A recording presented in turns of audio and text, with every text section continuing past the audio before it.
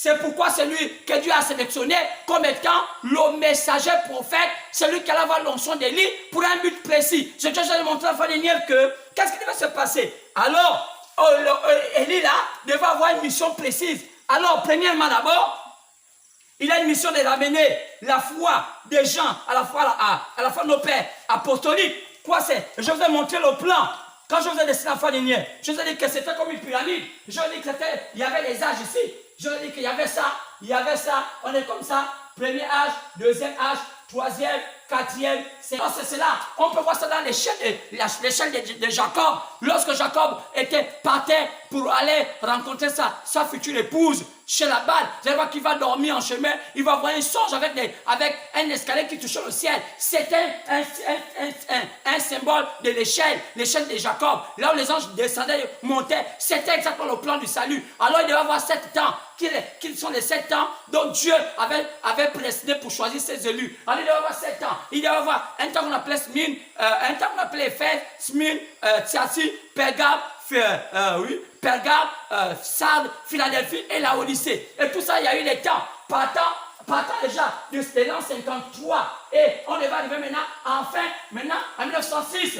En 1906, et 1906, on a eu maintenant, en 1906, on a eu maintenant à l'ouest. Donc, l'éclair est parti de l'Orient et descendu vers l'ouest. Enfin, aussi, ça devait descendre vers l'Afrique. Oui, alors c'est pourquoi vous avez remarqué que c'est à cette période-là que les États-Unis ont reçu un évêque qu'on appelle le réveil d'Azusa en 1906. Qui c'est? Une femme appelée Aimée McPherson. C'est ce réveil-là qui a balayé la terre, qui a même rencontré William Branham. Et maintenant, il fallait que Dieu équipe son serviteur pour remettre les choses à jour. Car c'est le temps Pentecôte. Le temps Pentecôte pour les nations, le temps Pentecôte pour les païens. Il fallait que William Branham maintenant enseigne toutes choses à leur place. Parce que les pentecôtistes là, c'était organisé. C'est que Dieu n'a jamais fait des protestants. Dieu n'a jamais fait tout ce qu'on voit comme religion. C'est des mouvements qui ont été montés par les systèmes politiques. Alors, à leur profit, pour embrigader les gens. Mais Dieu maintenant remet les choses à leur place par William Branham qui a commencé à enseigner la Pentecôte, comment ça se faisait, les dons, le baptême, comme parce qu'il y avait tellement de confusion. Alors il y avait un peu de mélanger dedans, un peu de catholicisme, un peu, parce que les gens étaient déjà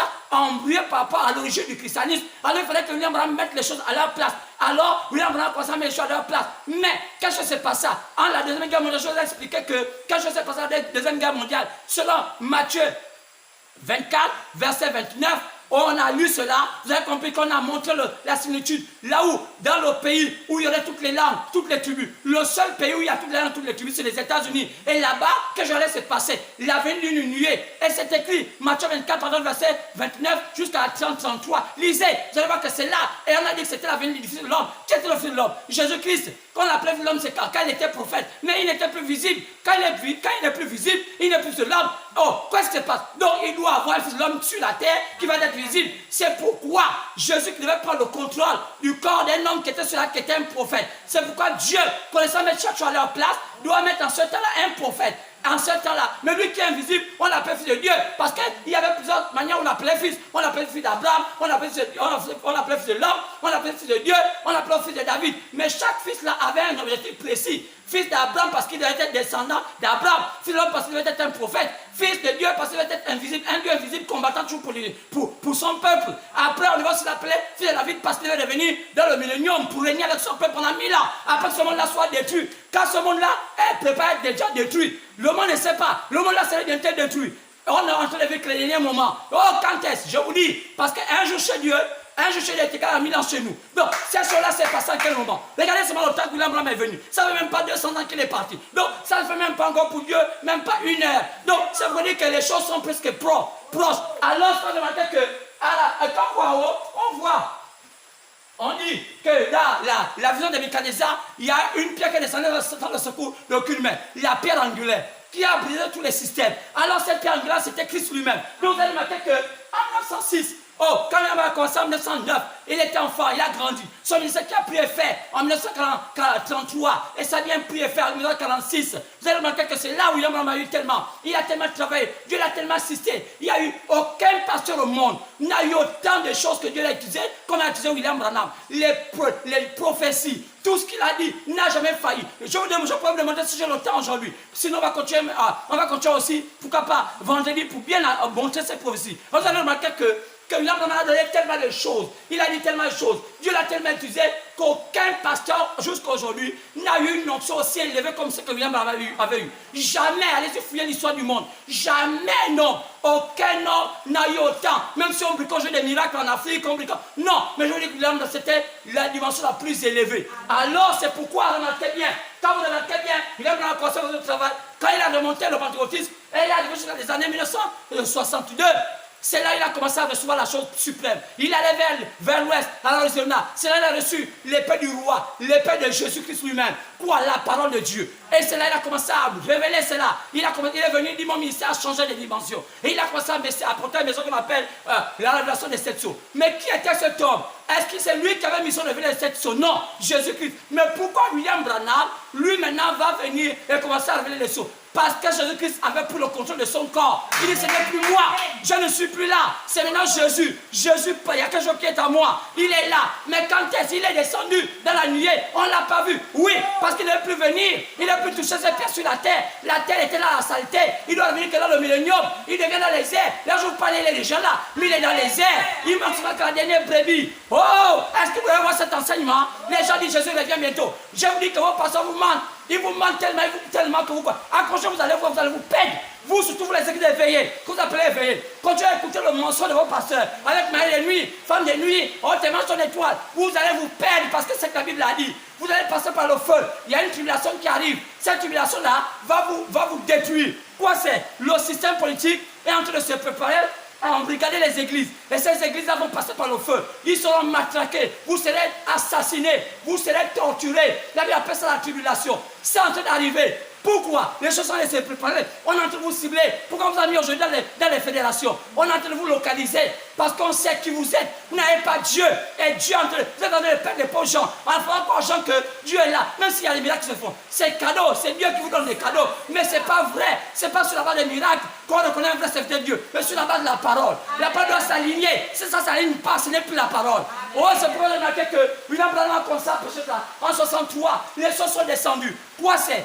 Tous les 7 ans, quelque chose se passe sur la terre. Tous les 7 ans, même au Gabon, il y a eu quelque chose tous les 7 ans. On a vu ça dans les années 44. On peut compter, vous allez voir, ce qui a mené au réveil au Gabon, dans les années 44. 45, quelque chose a explosé au Gabon. Mais qu'est-ce qui s'est passé? Ce pays s'est refroidi. Qu'est-ce qui les a refroidis? Oh, c'est la méconnaissance de la parole. Des enfants immatures. Oh, c'est ce qui a empêché. C'est ce qui a empêché les bouddhistes, tout ce monde-là, à embrasser le christianisme. Pourquoi? Parce que les détenteurs de ceux qui avaient reçu la chose étaient des enfants. Ils ne savaient pas transmettre ça au papa. Ils racontaient des bêtises en disant que vous êtes des sorciers. Oh, ouais, c'est l'immaturité. Vous pouvez donner des bonnes choses à un enfant. Il peut manipuler ça parce qu'il est enfant. C'est pourquoi on n'a jamais compris pourquoi le christianisme n'a pas pu prendre effet en Afrique. Parce que les Africains ont cru que le christianisme c'était le catholicisme. Non, les Africains ont cru que le christianisme c'était le patriotisme. Non, les Africains ont cru que le christianisme c'était les protestants. Non, le christianisme n'a jamais été les protestants, ni les catholiques, ni les éveillés. Donc vous allez voir que la main vous explique. Vous voyez, c'est tellement confus qu'ils vous accusent de tout. Oh, sorcier, on voit quelqu'un sorcier. C'est ce qui a amené les gens à se retirer du christianisme, à se retirer de la véritable chose. Mais ne soyez pas surpris. Tu peux encore être dans le christianisme. Peut-être que tu es un bouddhiste, peut-être que tu es dans le bilombo, peut-être que tu es dans le mélane, peut-être que tu as eu des types des ancêtres. Mais il y a un véritable christianisme. Car, et n'oubliez pas que il doit y avoir une passation entre les croyances ancestraux et le christianisme. Tout le monde est passé par là. Même les blancs sont passés par là. Aussi dans le christianisme. Ne dites pas que le christianisme c'est la région des blancs. Ce n'est pas pour les blancs. Ça vient de loin. Ça vient de l'Est. Ça vient de l'Orient. Les juifs ne sont pas blancs. Ça c'est une erreur. Les juifs ne sont pas blancs. Ils ne sont pas noirs. Ils sont des juifs. Ça a commencé par Abraham. Alors, n'oubliez pas ce genre de choses. Parce qu'aujourd'hui, le christianisme aujourd'hui, des églises vous repoussent. Parce que quoi? On vous accuse de tout. Même quand vous savez qu'il n'y a rien, et vous posez la question, mais qu'est-ce qui ne va pas dans ces enfants-là? Vous pensez que tout le monde est pareil? Non, il y a les vrais ouins qui savent mettre chaque chose à leur place. Je connais qui est un vrai sorcier et qui est un faux sorcier. Vous avez embrassé votre croyance. Vous êtes parti faire de l'hindouisme. Vous êtes parti apprendre toutes sortes de sciences, la science occulte. Et vous avez essayé de mélanger ça avec vos croyances des papas. Erreur. Pourquoi? Il fallait aller avoir maintenant un chevauchement. entre la tradition africaine, entre la tradition du Gabon et s'emboîter au christianisme. C'était un pas, mais il fallait maintenant savoir comment s'emboîter. Comme lorsqu'un bateau accoste, il faut qu'il sache comment bien mettre le bateau à quai. C'est pas n'importe qui amène un bateau à quai, sinon tu peux casser le port. Alors, c'est ce qu'on appelle le christianisme. Pourquoi? Parce qu'on a un sens de christianisme qui amène les gens dans les ténèbres. C'est pourquoi, lorsque Dieu appela William Branham, dans le travail là, quelque chose s'est passé sur la terre. Qu'est-ce qui s'est passé? Il fallait maintenant comprendre la jonction des temps. Il fallait que William Branham, dès 63, alors 63, quelque chose s'est passé. Parce que entre 1906 et 50 ans plus tard, c'est le 1956, c'était le jubilé des États-Unis. Donc le temps américain était terminé. Mais regardez bien, lorsqu'on termine en 1906, lorsque les choses sont révélées, de 1906, plus 7 ans plus tard, ça fait 1963. Alors, quelque chose se passe. Il y a un pont. Il y a un pont qui se fait entre les âges de l'Église et la montée de l'épouse de la pierre de fête. C'est pourquoi la pierre de fête ici, le lien de la pierre de fête avec les âges, c'est le Saint-Esprit. Le vrai Saint-Esprit. Pas le semblant Saint-Esprit, pas le coco chaud bâton coco. Non, pas c'est ça. C'est pas pour la mais ça c'est chaud. Donc la rentrée à la pierre de fête, qui est le nouveau message aujourd'hui, ça passe par un véritable baptême du Saint-Esprit. Ça demande un homme totalement changé. Comment changer? Pas seulement les hommes, mais recevons la pure parole, la parole qui te transforme. Car c'est un processus. Et là, dedans, vous rentrez dans la pierre de fête. Dans la pierre de fête, il y a des dimensions. Là-bas aussi, ça part de dimension en dimension. Mais qu'au fur et à mesure, la pierre devient tellement pointue. C'est pas n'importe qui va atteindre la partie pointue. C'est pas n'importe qui. Oh, d'autres vont mourir en chemin, tout ça. Mais c'est là où on va écouter maintenant la doctrine. Ce que je vous appelle la doctrine. C'est quoi la doctrine? La doctrine, c'est le fondement d'une croyance. Amen. Je veux quand même vous expliquer sur la rousse. Parce qu'une croyance sans doctrine, ce n'est pas une croyance. C'est quoi ce que vous allez voir? C'est quoi quand on parle des mystères, mais on parle de quel mystère qui devait être révélé. Mais, comme l'enlèvement, c'est une doctrine.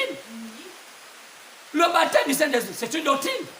La divinité de Jésus, c'est une doctrine. Donc, il y a tellement de choses que vous devez connaître. Est-ce que Jésus était Dieu ou bien il n'était pas Dieu? C'est ça la doctrine. Donc, c'est pourquoi, c'est dans cette doctrine-là que beaucoup de gens qui ont embrassé le message de William Branham s'embrouillent. Et ce sont eux qui font de Branham un menteur. Parce qu'eux-mêmes, ils expliquent des choses qui ne sont pas explicables. J'ai écouté un pasteur, la semaine passée, qui est pasteur à YouTube, qui commence avec Branham, qui parle de 3 venues. Il dit la première venue, c'est quand Jésus est venu à Nazareth. Oui, là je suis d'accord. La deuxième venue, c'est quand il va venir, la seconde venue, c'est quand il va venir comme il a la nuée, et puis il va venir instruire son église. C'est faux. Ça, ce n'est pas la seconde venue.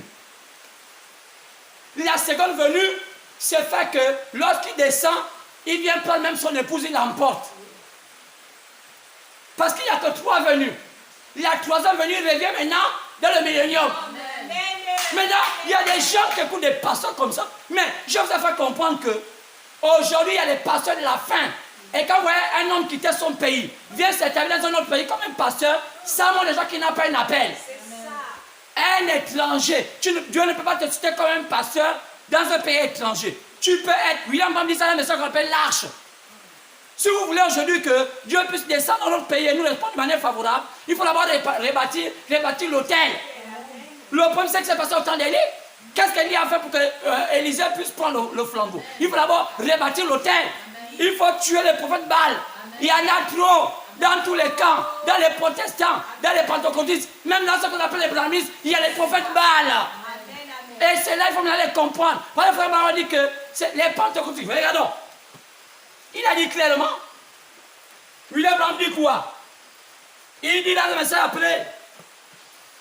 Il dit les pentecôtistes. Qui sont les pentecôtistes? Il dit, cela n'est pas le péché. On peut dire cela. Dans le livre appelé, dans le message appelé 7 sceaux. Page 472. Il dit, le 3e poule n'est pas pour les bébés pentecôtistes. Qui sont les bébés pentecôtistes? Dans le message appelé les 70 semaines Daniel, il ne dit pas, c'est pas l'organisation pentecôtiste, non.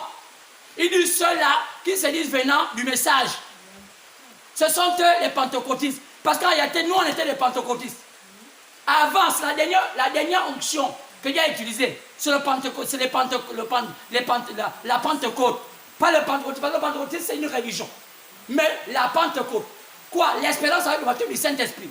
Donc, à la rentrée de la nuée, on ne peut pas rentrer dans la paix de fête si on ne passe pas par le baptême du Saint-Esprit. Donc, on est d'abord pentecôtiste. Donc, je veux dire, par rapport à cette onction. Mais, il y a plusieurs qui s'arrêtent là. Ils ne peuvent pas rentrer dans la nuée. Ils ne peuvent pas rentrer plutôt dans la paix de fête. Pourquoi? Parce que le message est plus élevé. Le message n'est plus le même message. Abraham dit que dans le message appelé l'enlèvement, il dit que lorsqu'on quitte là, c'est un autre message. On ne mélange pas le message passé avec le message présent. C'est comme la manne. La manne, c'est manger de jour au jour. On ne prenait pas la manne de passé à la manne du présent. Quand on vient, comme les églises éveillées, on vous amène dans l'Ancien Testament, on a fait les autres. Ça, c'est des charlatans. Il y a un message approprié pour chaque temps. Donc, quand l'église a maintenant atteint la maturité, que l'église est maintenant à la perfection, comme je vous ai dit aujourd'hui là, que l'église est maintenant à son sommet, donc à la pierre de fête, Jésus lui-même, il y a un message approprié pour l'église. Ce n'est plus les petits messages qu'on prêche aux gens. C'est les messages qui peuvent changer les circonstances et les temps. Amen. Parce que maintenant, l'homme est divinisé. Amen. Il dit maintenant que ceux à qui la Dieu est venu, ce sont des dieux. Amen. Jean 10. Jean 10 le dit clairement, je crois que c'est entre Jean, je ne sais pas. Il dit, c'est parce que vous à qui Dieu la parole est venue, c'est vous êtes des dieux. C'est Jésus qui le dit. Amen. Clairement. Pourquoi il le dit? Parce que les gens ne comprennent pas ces choses-là. Ceux à qui la parole Dieu est venu, ce sont des dieux. Alors, quel est Dieu? Pas les petits dieux comme on voit aujourd'hui. La divinité dans les hommes. Amen. Le vrai Saint-Esprit. Il faut différencier le Saint-Esprit et les dons du Saint-Esprit. Quelqu'un peut avoir le don du Saint-Esprit, mais même pas avoir le Saint-Esprit. C'est juste le rosé sur toi. Mais lorsque le Saint-Esprit descend en toi, c'est ça qui te change. C'est ce qui te pousse à ne plus voler. C'est ce qui te pousse à ne plus faire la prostitution. Mais comment ça descend en toi? Par la foi. Quelle foi? La foi vient de ce qu'on entend. Qu'est-ce qu'on entend? La pure parole. C'est cette parole-là qui change ta vie. Lorsque tu l'écoutes, ta vie change. C'est ça que Sarah avait eu. Lorsque l'homme l'avait prononcé, dit, Sarah, tu auras un enfant. Ça a transformé sa vie. Au fur et à mesure, les sangs commençaient à pousser, alors qu'elle avait déjà les seins tombés. Pourquoi? C'est la parole transforma l'homme. Et les sangs commençaient à pousser, et les ovules ont commencé à être régénérés. Elle a eu un enfant, alors qu'on n'avait même pas de faire les enfants. Pourquoi? C'est la parole qui transforme. Pas les paroles qu'on prêche avec les dispositifs. Quand on voit déjà les systèmes, tout ça. Déjà quand on voit déjà un pasteur qui pense sa femme, qui fait sa femme pasteur, bien prophétesse, qui prêche, sans doute que c'est un faux pasteur. Il a un faux appel. Même s'il a l'air bien, même s'il est éloquent. J'aime bien beaucoup les pasteurs gabonais, ils sont tellement éloquents. Mais quand on voit la forme, le fond de leur manière, vous sentez que c'est faux. Jamais le chrétien n'a été bâti comme ça. Mais les gens le suivent pourquoi? Ils sont déjà habitués à la fausseté. Comme les Gabonais, ils sont déjà habitués à la fausseté. Lorsqu'on les prêche la vérité, ils sont aveuglés. Ils sont durs d'entendement, comme disait Isaïe. Ils sont aveuglés. Il y a un panier noir qui tombe sur la tête. Pourquoi? Ils sont déjà habitués à écouter la fausseté. Ils ne peuvent plus quitter leur église. Ils sont comme des chats. Le chat aime le bâtiment. Le chat n'aime pas le propriétaire. Qui est le propriétaire de l'église si ce n'est Jésus-Christ lui-même?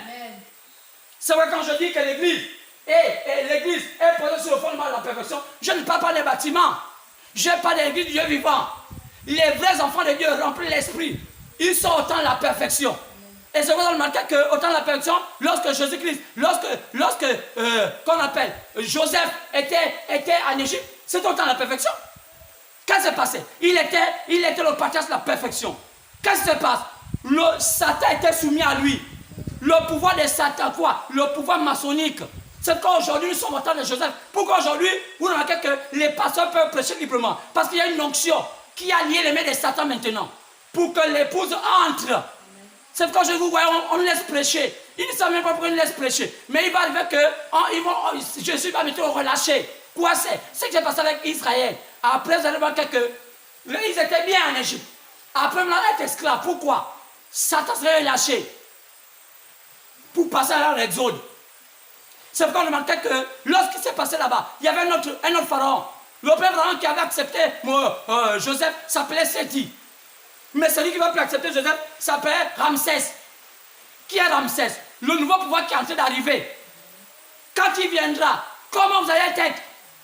L'histoire nous dit que lorsque Joseph allait chercher son dernier frère qu'on appelait Benjamin, un type des derniers Israélites qui sont en Israël, les 144 000 selon Apôtre chapitre 7. Alors, il va garder sa femme où? Dans le palais. Mais c'est quoi garder la femme dans le palais? Il y a des choses que je ne peux pas dire en public. C'est réservé pour les élus. Amen. Parce que vous allez là pour les coups. J'ai vu des pasteurs, le zodiac, ils décident de mettre dans Internet. Qui vous a dit que ces choses sacrées se mettent dans Internet? C'est comme Dieu les met dans la confusion. Il y a des choses qui vont mettre dans Internet. C'est réservé uniquement pour les élus. Vous savez pourquoi Dieu permet qu'ils mettent dans Internet? Parce que vous êtes aussi confondus. On voit, zodiac. Et quand on regarde ça, il y a toutes sortes de confusions dedans. Pourquoi? Dieu ne permet pas. Il y a des choses que je ne dis pas. C'est pourquoi. Qu'est-ce qui s'est passé en Égypte? Joseph allait prendre le pouvoir de l'Égypte. C'est pourquoi aujourd'hui, qu'est-ce qui embête aujourd'hui les pays africains? C'est parce que la loge africaine ne connaît pas exactement le but de la loge. Même les États-Unis ont été bâtis par la loge. Ce sont les Français qui ont bâti les États-Unis. Mais c'est quoi la loge? Vous allez comprendre qu'ils ne sont pas dogmatiques. Ils ne sont pas une religion. La loge de France n'est pas pareille que la loge du Gabon. Même si on a initié les repères. Mais pourquoi j'ai la loge du Gabon est différente de la loge de la France? Parce qu'il y a ce qu'on appelle la démarche du maître. Lorsque le maître s'attelle, c'est-à-dire qu'il faut qu'on te dise que tu es maître. Maintenant, c'était penser à toi que tu es maître à tel sujet. Donc, le maître au Gabon, c'est notre président.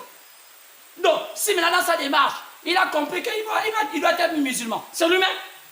S'il aborde, il prend plein d'autres, un marabout, il pense, c'est lui-même. Donc là, les frères ne peuvent pas l'empêcher parce que c'est une recherche particulière. C'est l'erreur que nos présidents font. Parce qu'ils ont un outil pour pouvoir se développer. Mais ils ne savent pas que c'est pas cet outil-là que Dieu a laissé une brèche pour que l'Afrique se développe. Quoi, c'est la franc-maçonnerie? Mais les pasteurs, quand ils vont m'écouter, ils m'ont dit, mais c'est une franc-maçon. Oh, erreur de vous. Donc Joseph était franc-maçon. Plus qu'il portait même les boucles d'oreilles. Il avait une tenue de pharaon. Est-ce que ça fait de lui un pharaon? Non. Parce que c'est Jésus dans une mission. Joseph là était dans une position de Dieu dans une mission. Quoi c'est? Jésus dans la position politique. Un Zorobabel. Un Jésus en tant que fils de David. Lorsque Jésus va être empereur, est-ce que c'est un politicien? Non. Mais c'est lui le Dieu tout-puissant. Tout pouvoir l'appartient. Donc c'est pourquoi un chrétien peut être un politicien. Maintenant, quel genre de politicien? Pas politicien zinzin comme on le voit aujourd'hui. On a chanté, dansé comme les femmes dans les églises. Être tremballé par des petites filles. Oh, viens à mon église. Oh, tu veux sortir avec moi, viens à mon église. Ça, c'est pas comme ça en Afrique maintenant, au Gabon. Des petites filles tremballent des papas. Et les papas cherchent les filles dans les églises qui ont la virginité. Pendant les églises, d'abord, des rétablissements de virginité avec une conception humaine. Et on finit par tomber parce qu'il manque de l'argent à la croyante. Elle fait le grand téléphone. Elle va avoir les mêmes esprits qu'une païenne. Elle s'habille comme une païenne, sous l'ordre du pasteur. Et le pasteur est en train de contempler les postérieurs des filles, des sœurs. Et ça, c'est toute une mixture sale.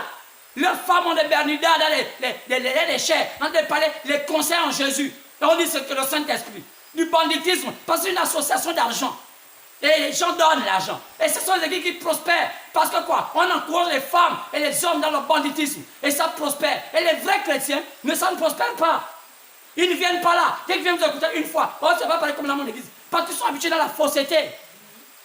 C'est quand on remarque que la plupart, sinon la majorité des églises qui prospèrent, qui ont les grands fidèles, c'est les églises qui vivent dans le monde païen. Ce sont les églises païennes. Quand on dit que la pyramide avance, regardez, ça va jusqu'à être le pointu. Il n'y a même plus beaucoup des âmes. La qualité est élevée. Alors c'est là où on arrive. Qui était Joseph? Joseph, c'est Jésus-Christ lui-même. Le Christ, dans sa dimension la plus élevée. C'est pourquoi l'Église doit être la dimension la plus élevée. C'est pourquoi on va arriver à ce niveau-là. Quelle dimension? C'est quand on a commencé à comprendre. Jésus a dit à Fanny que Satan, ça allait être à quel niveau? Dans sa dimension la plus élevée. Il a fait quoi? Il a formé deux bras. Un bras qui est religieux, un bras qui est ancestral, je veux dire païen. Et ça termine par quoi? Par l'Église catholique. Et ses filles, qui c'est? Les protestants, les musulmans, les pentecôtistes, les charismatiques. Et l'autre, la rose quoi? Gnostique. Et à la fin, franc-maçon. C'est pourquoi nous on n'a rien avec les francs-maçons. Ceux-là ne nous font pas peur. Ceux qui nous font peur, c'est ceux qui ont embrassé le christianisme et qui donnent des doctrines qui vous tuent votre âme. Comme les catholiques, les protestants, les pentecôtistes, les célestes, toutes ces histoires-là, les témoins de Jéhovah, ils viennent avec le nom de Jésus, mais ce n'est pas Jésus. C'est des conceptions du diable. Jésus est caché derrière ça, mais quand vous écoutez les doctrines, des fausses doctrines, parce que beaucoup de gens, s'ils pouvaient mourir et revenir, ils vont vous dire que leurs leaders les ont trompés. Et toi, de peur que tu meurs dans la tromperie, sors de là où tu es. Amen, amen, amen. Quand tu seras confondu, Matthieu 7, 21 le dit. C'est pas parce que tu vois les miracles. Quel miracle? Les miracles ne te donnent pas une culture d'aller au ciel. Mais même pas pour avoir un miracle. C'est un don gratuit. Donc ne te vante pas d'aller à l'église avec les pantalons. Je vois en Côte d'Ivoire, les femmes passent leur temps à tomber dans les églises avec des pantalons. Qui vous a dit que les femmes portent vos pantalons? C'est l'Occident qui vous a amené cela. Pourquoi on voit tout le temps vos bodges? Pourquoi on voit tout le temps vos sexes dessinés? C'est l'impudicité dans l'église. Esaïe a dit que les tables sont pleines de vomissures. Pourquoi? Les femmes sont nues. Les sœurs en Christ nues. Les pantalons qui serrent les sexes. On voit les sexes dessinés. Comment voulez-vous qu'une église comme ça puisse prospérer? Les robes qui serrent, on voit comme des rognons. Vous voyez comme quoi? Des rognons. Elles sont serrées. Les fesses, toutes les formes sont là. Tu n'as pas besoin d'aller dans une boîte de nuit. Même pas dans des endroits où il y a les prostituées. Dans l'église, la posture est calme là. La séduction est là. Et le pasteur est content. Pourquoi? Il gagne la vie avec ça. Il ne faut pas dire qu'il est avec l'église, c'est vide. On dit, c'est pas moi qui dois les changer. Mais c'est toi qui as l'épée. L'épée, c'est la parole. C'est pas Dieu qui doit retrancher. Moi, les jointures. C'est ce que dit la Bible. C'est pourquoi les gens savent que cette église n'est pas la vraie église. Mais allons-y maintenant au bout. Le pouvoir de Dieu est là. Le pouvoir de Satan est là. La vraie église est là. Elle est seule contre deux systèmes. Système de Satan avec les églises. C'est ce qu'on appelle, dans le chapitre 17, la grande prostituée et ses filles. Qui est l'église catholique et ses croyances? Elle a enfanté plusieurs. C'est pourquoi Dieu a mis dans le cœur d'une corne qui sort de la bête. Quelle est la corne qui sort de la bête? L'une des puissances, qui c'est? La franc-maçonnerie. Amen. Qui est le pouvoir et quel est le bras sur lequel est la franc-maçonnerie? C'est le communisme. Je vais vous démontrer ça. Que le communisme est le bras droit de la franc-maçonnerie. C'est la puissance de la franc-maçonnerie. Aujourd'hui, quand vous entendez les États-Unis dire « Oh non, notre combat c'est contre les communistes », vous pensez que le communiste c'est qui? Pourquoi quand on voit le communiste quelque part? Le communiste c'est pas la Russie. C'est un esprit. Amen.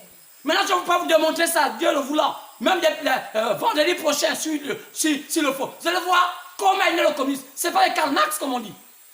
Karl Marx est né dans les années 1818.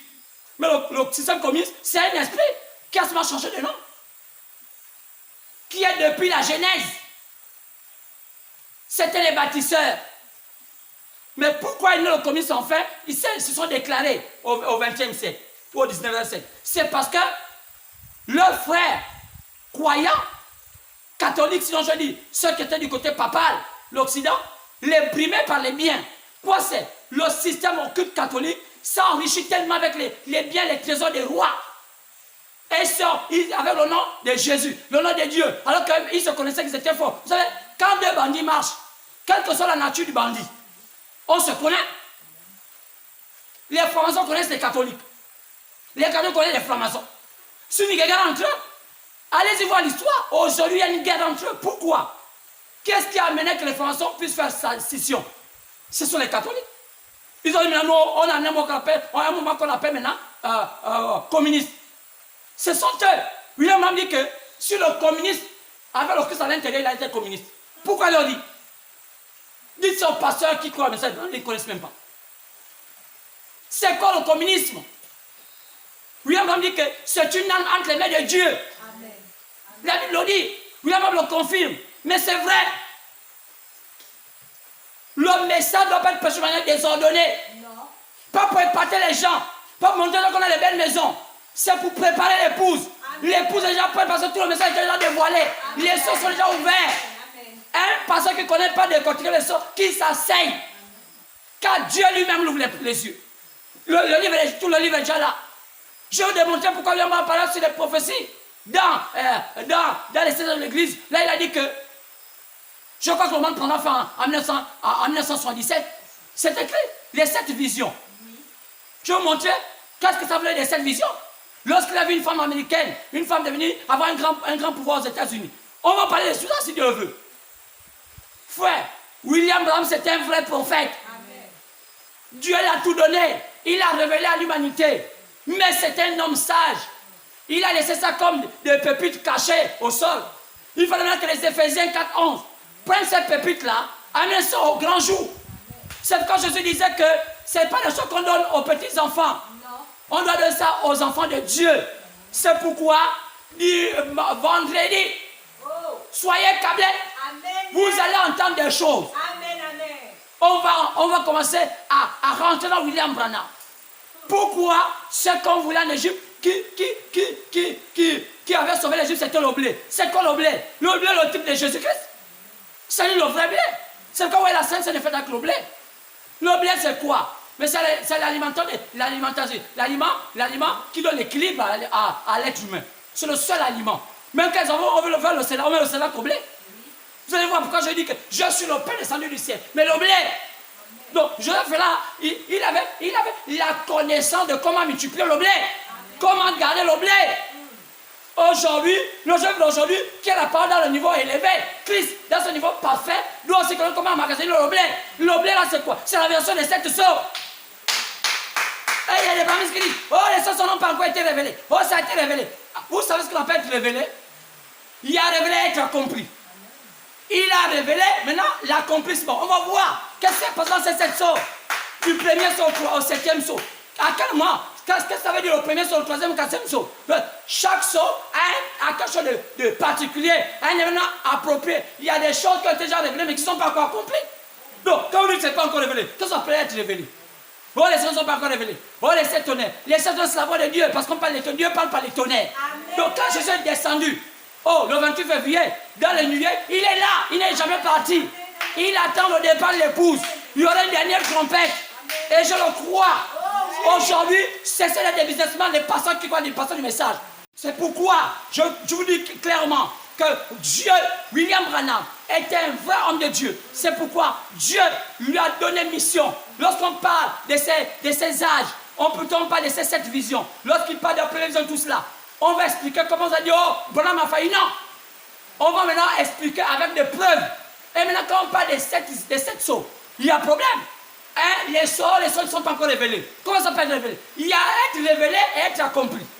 Donc, il faut me l'expliquer actuellement. Quels sont qui sont déjà accomplis et quels sont qui ne sont pas encore accomplis. Amen. Mais c'est comme ça d'être révélé, ça a déjà été révélé. Amen. Maintenant, quand on parle des 7 tonnerres, les 7 tonnerres, c'est la voix de Dieu. Dieu a-tu parlé par les tonnerres? Au temps de Moïse, il parlait par les tonnerres. C'est que les gens ne voulaient pas entendre parler des tonnerres, ça leur faisait peur. Donc, c'est un style de langage. Donc, c'est quand on entend les tonnerres, c'est Dieu qui parle. Dieu parle à qui? Au travers de son saint prophète. Et son saint prophète met ça à notre niveau. C'est pourquoi on dit que ce son de la trompette, lorsque le 7e ange sonnait la trompette, quoi? L'ange sonne la trompette et le Seigneur sonne les tonnerres. Donc, lorsque le tonnerre tourne, l'ange prend ça, il met ça en trompette. Mais c'est quoi les trompettes? Ça nous permet de nous rassembler. Quoi? Le rassemblement de l'épouse. Donc, c'est pourquoi c'est le 7e messager qui a une mission de rassembler toutes les épouses de la terre. C'est pourquoi aujourd'hui, nous en tant que pasteurs, nous en tant qu'auxiliaires, nous avons la mission de penser qu'a dit le 7e messager et de commencer à donner ça. Quand tu ne connais pas, tu t'assois. Ce n'est pas une histoire de forcer. Il faut apprendre maintenant à t'asseoir quand tu ne connais pas. C'est là le problème avec les gens. Ils ont dit que Dieu n'a pas appelé. Parce que c'est une histoire. Laissez le business. Il y a tout le business. Vendre à l'eau vera. Vendre ici comme ça là. Vendre ici là. Oh, machin là. Allez en Chine. Allez vendre. Mentir au peuple. Pas l'étude de Sona. Mélangez tout ça. Oh, c'est maintenant ça. Ça là, c'est vraiment du paganisme. C'est des pasteurs businessmen. William Branham dit qu'aujourd'hui, il y a des pasteurs businessmen. William Branham ne faisait pas de business. C'est l'erreur. Aujourd'hui, on salue le message de William Branham c'est un faux prophète. Pourquoi? Parce que ceux qui ont pris ces brochures-là, ce sont des bandits. Des vrais bandits. Et ils sont en train de salir l'image de William Branham. Ils sont le dénigrés. Mais moi, je ne l'ai jamais vu. Mais Dieu, lorsqu'il m'a appelé dans le ministère, pour la première fois, je l'ai vu. Il m'a parlé et dit, va Jean-Luc. Et Dieu m'a envoyé. Aujourd'hui, vous savez que ce message de pêche est limpide. Je suis prêt à définir n'importe quel pasteur qui veut dire que ce que je dis est faux. Quels que soient les médias, on s'assoit, vous allez voir. Prenez les brochures. Vous avez même les ordinateurs, prenez même sans ordinateur. Alignez-vous. On va appeler les gens, vous allez entendre. On va vous confondre.